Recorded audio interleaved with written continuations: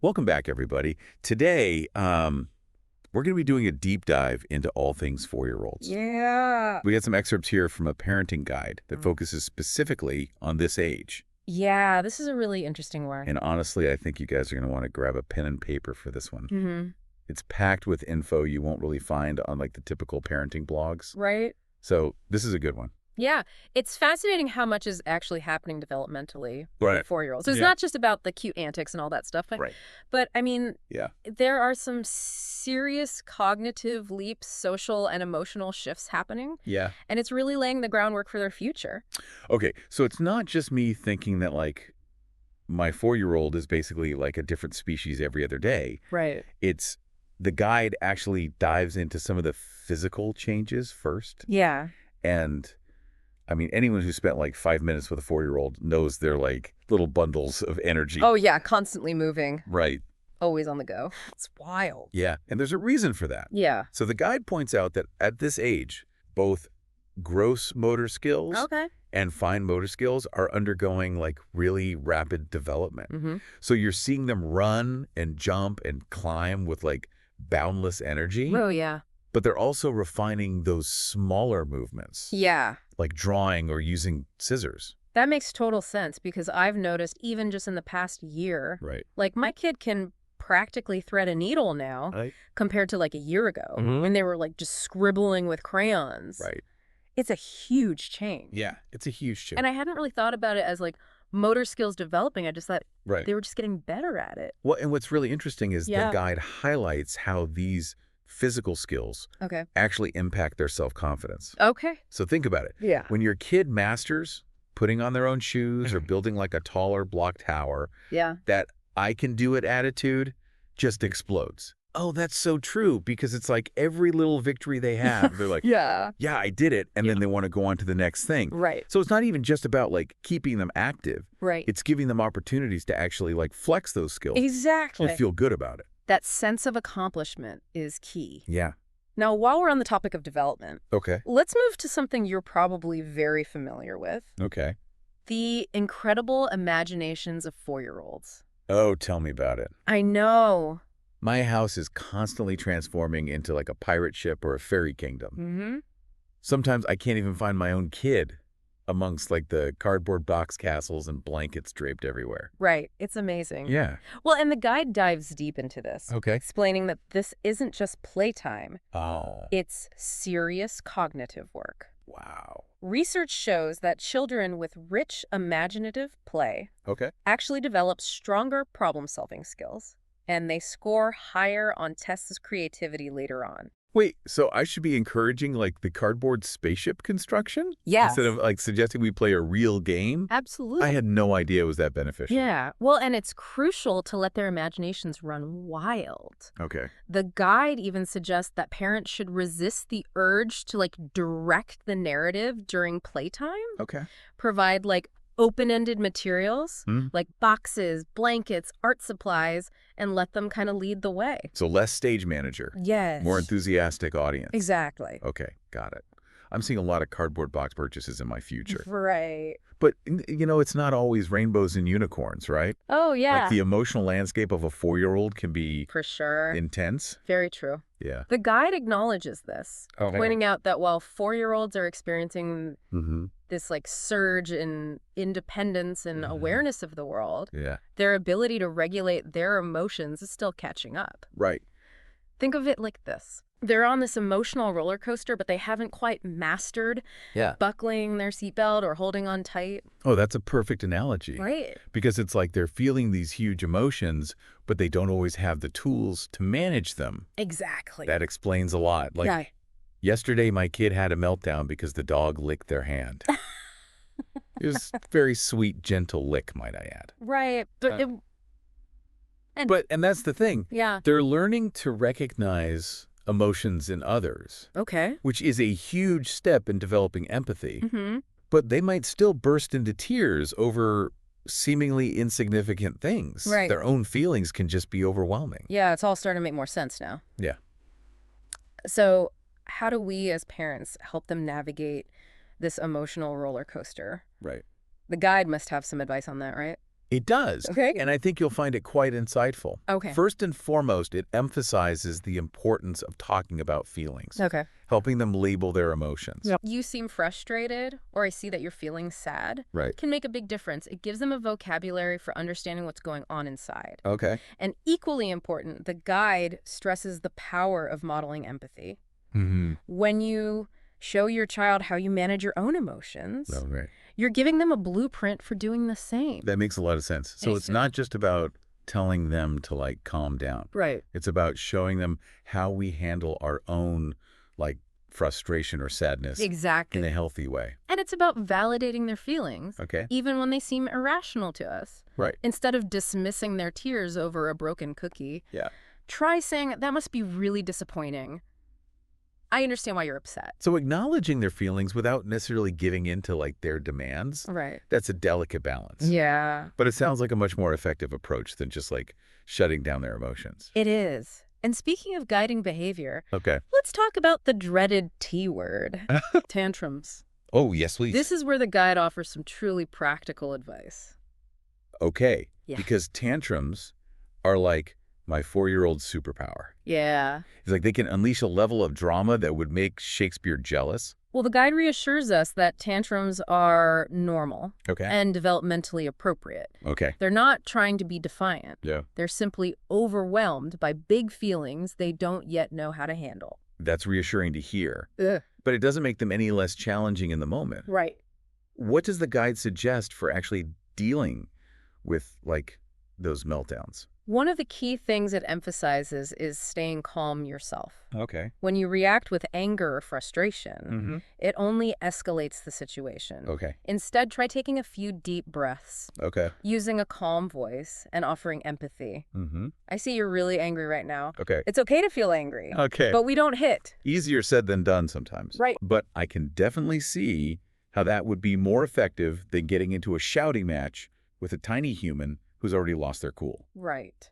And this ties into the guide's overall approach to discipline, Okay. which is rooted in the concept of positive discipline. You mentioned that earlier. Yes. It's not just about punishment, right? Yeah. It's about teaching and guiding them toward more positive behaviors. Exactly. It's about setting clear boundaries and consequences, but also explaining the why behind the rules. Right. Instead of just saying no hitting, Okay. you could say hitting hurts. Mm. When you're angry, we can try using our words or taking a deep breath. So it's about giving them alternatives, Yes. helping them develop those emotional regulation skills Precisely.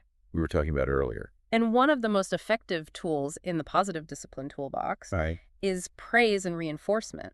Oh. When your child does something, well, be specific with your praise Okay. instead of just saying, good job. So I love how you shared your toys with your friend. That was very kind. I can see how that would make a bigger impact. Right. It's not just a generic pat on the head. Right. It's like a genuine acknowledgement of their effort Exact. and the positive behavior that they displayed. And it helps them understand what behaviors you value and want to see more of.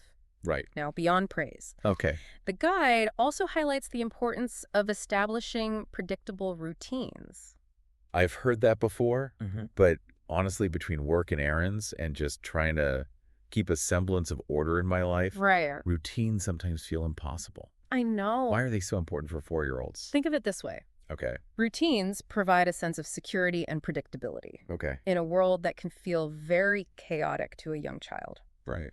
Having consistent schedules for meals, bedtime, even chores can actually reduce tantrums and power struggles. So it's not about being rigid. Right. It's about creating like a framework Exactly. that they can rely on. Yeah. That actually makes a lot of sense. Yeah. It takes away like the element of surprise and helps them feel more in control of their day. Exactly. And you can make it fun too. Okay. The guide suggests using visual schedules, Mm-hmm. especially for younger 4-year-olds. Okay.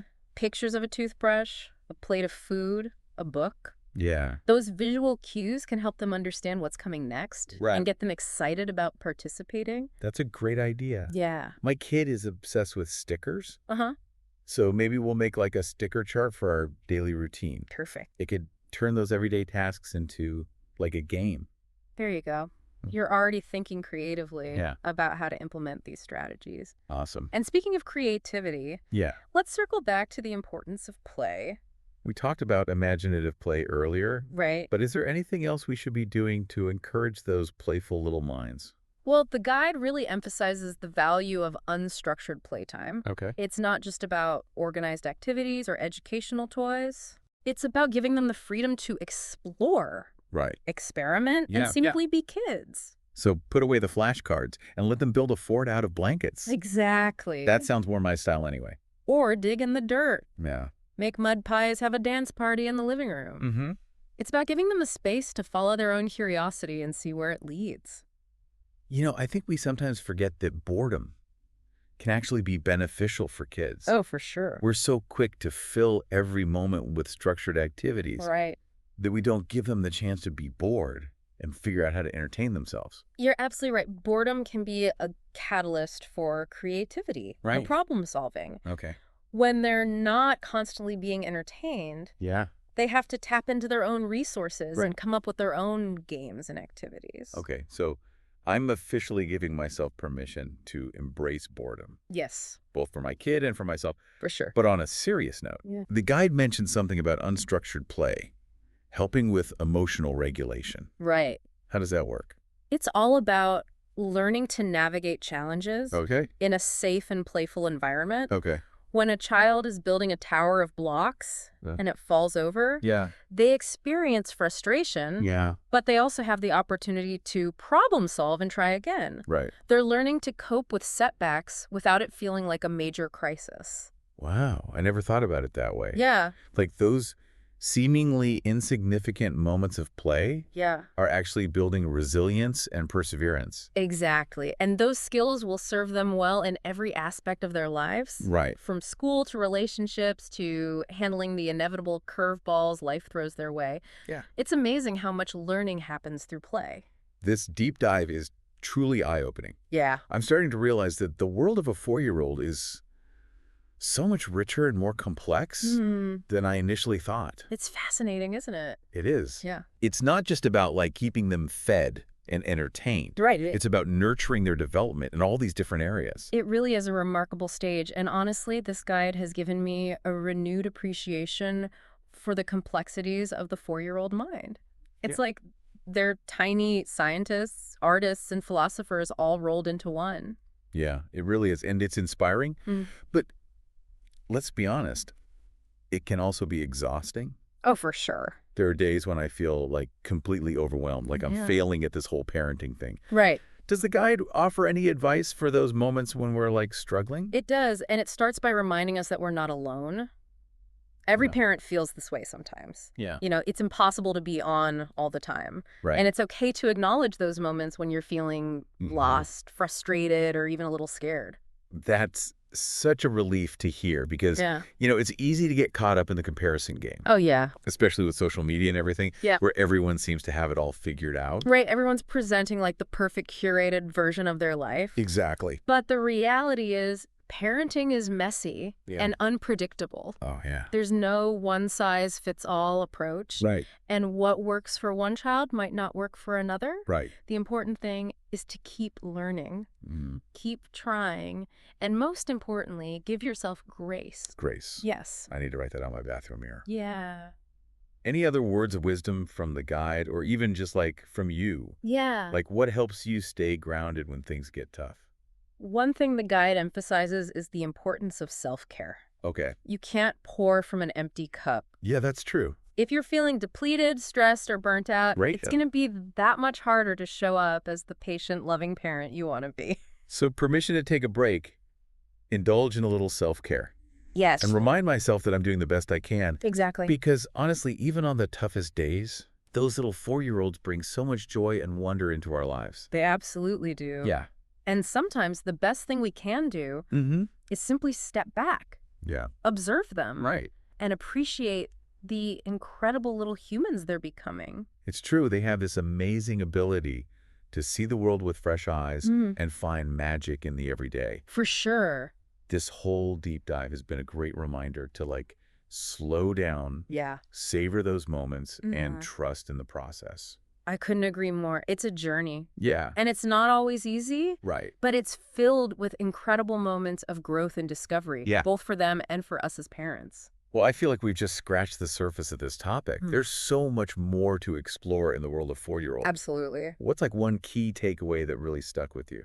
For me, it's the reminder that play is not frivolous. Okay. It's essential for their development, Mm-hmm. emotionally, cognitively, and socially. Right. It's how they learn about the world, process their emotions, and develop crucial skills. You know, I think that's a beautiful way to sum it up. Mm-hmm. Play is their work, Oh, and it's yes. important work. Exactly. Well, if anyone out there is looking for like more guidance on this fascinating stage of development, Right? I highly recommend checking out the full book, Yes. Unlocking the Wonders of the Preschool Years, a comprehensive guide to understanding your four-year-old child. It's a great book. You can find a link to purchase it on Amazon in the description of this episode. Awesome.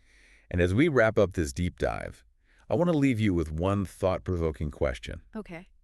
What small moment of wonder with your child will you treasure today? Ooh, I like that. Those small moments are truly what it's all about. Yeah. It could be the way their eyes light up when they discover a new bug in the garden, Mm-hmm. or the sound of their laughter as they build a fort out of pillows, or the way they snuggle up next to you during story time. Exactly. Yeah. Those are the moments that make it all worthwhile. Yeah. So be present, be mindful, and savor those precious moments of connection. Well said. Thanks for joining us on this deep dive, everyone. Yes, thank you. We hope you gained some valuable insights and feel empowered to embrace the wonderful, messy, and often hilarious world of raising a four-year-old. Absolutely. And remember, you're doing a great job. Yes, you are. Keep nurturing those little minds and hearts Mm-hmm. and cherish every moment. Until next time, happy parenting. Bye.